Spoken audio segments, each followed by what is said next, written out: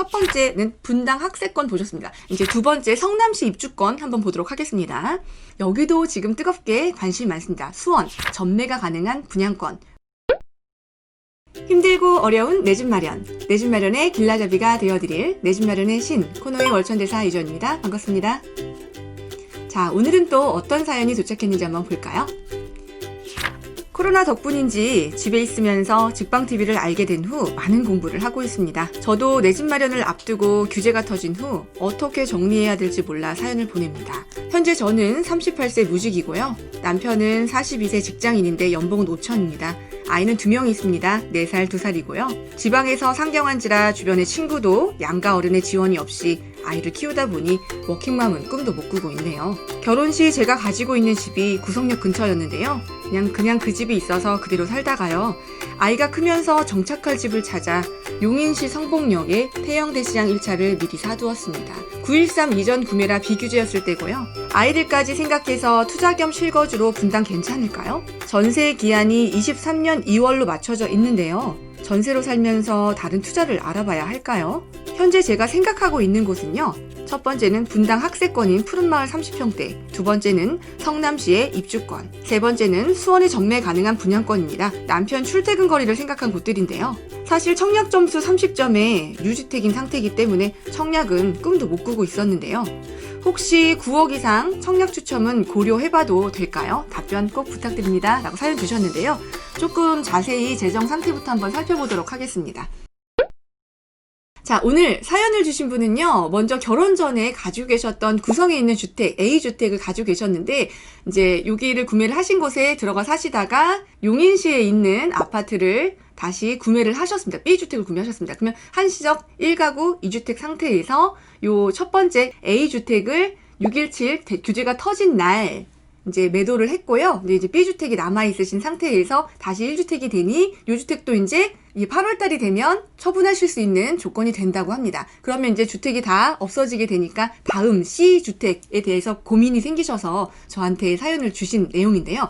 일단 안타까운 점은 동계산을 조금 잘못하신 것 같아요. 생각하신 것보다 자금이 넉넉하셨더라고요. 그래서 조금 일찍 사연을 주셨으면 저라면 이번에 실거주를 옮기면서 서판교가 조금 저평가 상태여가지고 그 임대 분양 전환이 일어나고 있어요. 그래서 일시적으로 물량이 좀 나오고 여러 가지 요인들이 있어서 집값이 생각보다 상승을 못하고 19년에는 조금 쉬어가는 모양새를 보이다가 이제 얼마 전에부터 조금 이제 거래가 다시 되기 시작했는데요. 사실 그 점이 조금 아쉬웠어요. 조금. 그러면 오늘 사연을 주신 분 같은 경우는 다주택자로 가시는 것보다는 이 비과세를 A주택, B주택 다 보시고 앞으로 사실 C주택도 다시 한번 거주를 하시면서 비과세를 보시는 것이 압도적으로 유리하기 때문에 저는 B주택도 일단 한번 비과세 받으시라고 추천을 드리고 싶습니다. 자, 그랬을 때 주택을 무리하지 않는 선에서 구매를 하는데 한 달에 100만 원씩 저축을 할 수 있다고 했기 때문에 이자를 100만 원에서 150만 원 정도로 추정을 해보겠습니다. 그랬을 때 한 10억에서 12억 정도 되는 매매가의 집은요, 자가로 입주하실 수 있는 이 B주택을 매도를 하시면서 바로 C주택을 매도를 동시에 하시면서 가시면 다시 또 비과세 2년이 시작되기 때문에 이거 괜찮은 방법 중에 하나고요.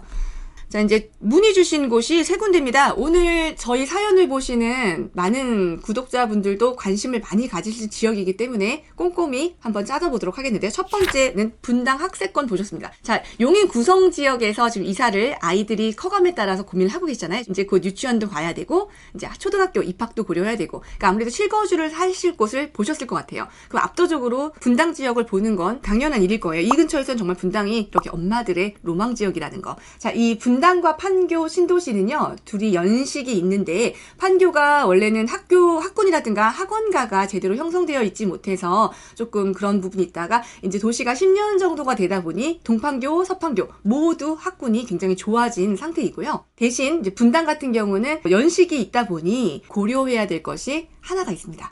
이렇게 천당 아래에 있는 분당도 이제는 조금 노후도가 진행되고 있음에 따라 약간 아이의 공부를 더 집중적으로 보실 건지 아니면 학교 배정은 조금 떨어지지만 분당은 골고루 학교가 다 좋기 때문에 난 호재를 보고 재건축이나 리모델링을 보시고 들어가실 건지를 결정을 하시는 것이 중요할 것 같습니다. 이제 두 번째 성남시 입주권 한번 보도록 하겠습니다.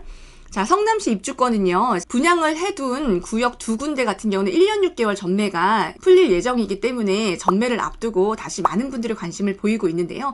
위례 신도시가 이제 가격이 많이 상승했기 때문에 이에 따라서 포레스티아 가격이 다시 재상승하고 있는데요.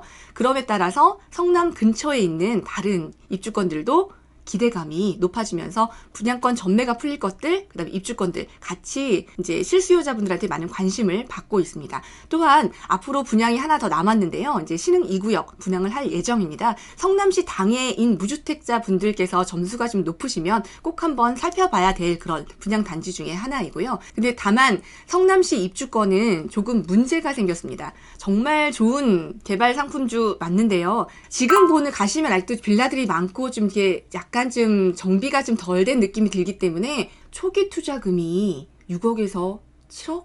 이 정도가 들어가는 물건들이 대부분일 거예요. 그러면 어쩔 수 없이 초기 투자금을 비교할 수밖에 없는 이런 상황이 벌어지고 있는데요. 자, 그래서 이제 조금 오래 기다리실 분들은 성남의 다른 조금 진행 속도가 낮은 입주권을 선택하시기도 하는 상황입니다. 자, 이제 세 번째입니다. 마지막 정리를 해드릴 건데요. 여기도 지금 뜨겁게 관심이 많습니다. 수원, 전매가 가능한 분양권과 입주권까지 같이 설명을 드릴 건데요. 수원시 같은 경우도 이제 수원시 하면 떠올리는 대표적인 단지, 그렇죠. 광교 2기 신도시가 있죠. 호수 정말 좋고요. 광교 신도시는 법조타운도 구성이 될 예정이고, 그다음 삼성전자 배후에 있는 많은 그 고소득층들이 이제 살고 있는 그런 주거 단지이다 보니 명품 도시로 손색이 없는 그런 곳인데요. 문제는 이런 명품 도시인 광교의 가격이 너무 많이 올랐기 때문에 이제 수원권에서 집을 보고 있던 분들한테는 광교 신도시가 약간 좀 비싼 느낌이 있으실 겁니다. 망포까지 가격이 오르기 시작하자 드디어 수원 시내 안에서 이루어지고 있는 많은 재개발들에 대한 관심이 높아지고 있습니다. 자, 이쪽에는 예전에 투자자들이 주로 관심을 많이 보이는 투자처였다면 이제는 실거주를 바라보시는 분들께서도 이제 수원에 있는 입주권들과 전매가 곧 풀릴 분양권들을 많이 보고 계시는데요. 이제 수원 8달구역 같은 경우도 이제 전매가 곧 풀릴 예정이기 때문에 이제 많이 보고 계시는 것 같은데, 자, 이렇게 수원 같은 경우도 신축이 대량 공급되기 때문에 세 군데 전부 다 지금 가지신 자산으로는 문제가 없습니다. 그러니까 지금 사연을 주신 분은요, 전세금 3억 천까지 합치게 되면 가용자금이 무려 9억이 넘는 거의 10억 가까이 되는 9억 7천에 지금 순자산이 나오고 있는 상황이라서 투자와 실거주를 분리한다면 압도적으로 월세나 전세를 가시고 입주권을 구매해 두시는 것이 좋습니다. 지금 현장은 반등을 한 상태이기 때문에 이제 5월, 6월 달에 장이 풀리면서 가격이 좀 반등하고 있는 상황이라서 물건도 좀 많이 원하시는 대로 잡히지 않는 상황이고요. 한번 오늘 이 사연이 나가고 나면 남편분하고 머리를 좀 맞대시고요. 지금 전세를 다시 한번 그냥 이사를 나오시는 방법도 사실 있으니까 그러면 3억 천이 다시 추려지거든요. 그래서 9억 7천을 전부 다 가용자금을 사용해서 실거주를 원하시는 곳으로 이사를 가실지, 그러면 사연 주셨던 1, 2, 3번보다는 더 좋은 곳으로 가실 수가 있거든요. 아니면 지금 사시는 구성에서 조금 더 생활을 하시면서 홈테크를 좀 하시고 그 다음에 이제 입주권으로 보신다면 지금 어차피 전세를 결정하셨기 때문에 입주권을 구매하실 것을 좀 고려를 드리고요. 한 달에 100만 원씩 저축이 가능하시니까 신용대출 조금 활용하셔가지고 입주권을 구매하실 수 있는 가격을 한 8억대라든가 9억대로 옮기게 되시면 조금 더 좋은 입주권도 구매가 가능하신 상황이라서 조금 더 한번 고민을 남편분하고 진지하게 해보실 필요가 있을 것 같습니다. 결정을 해달라고 하셨는데 제가 오히려 더 큰 고민을 안겨드린 것 같습니다. 자, 오늘 사연 주신 분 현명한 결정하셨으면 좋겠고요. 이제 같은 고민하고 계시는 분들도 이제 분당 이사 가실 때 제가 말씀드린 것 고려 한번 해보시고요. 분당 들어가실 때 아이의 공부가 중심이 되는지 아니면 투자를 좀 장기 실거주를 하면서 투자의 목적으로 재건축 아파트, 리모델링 아파트를 보실 건지 좀 결정을 하실 필요가 있을 것 같고요.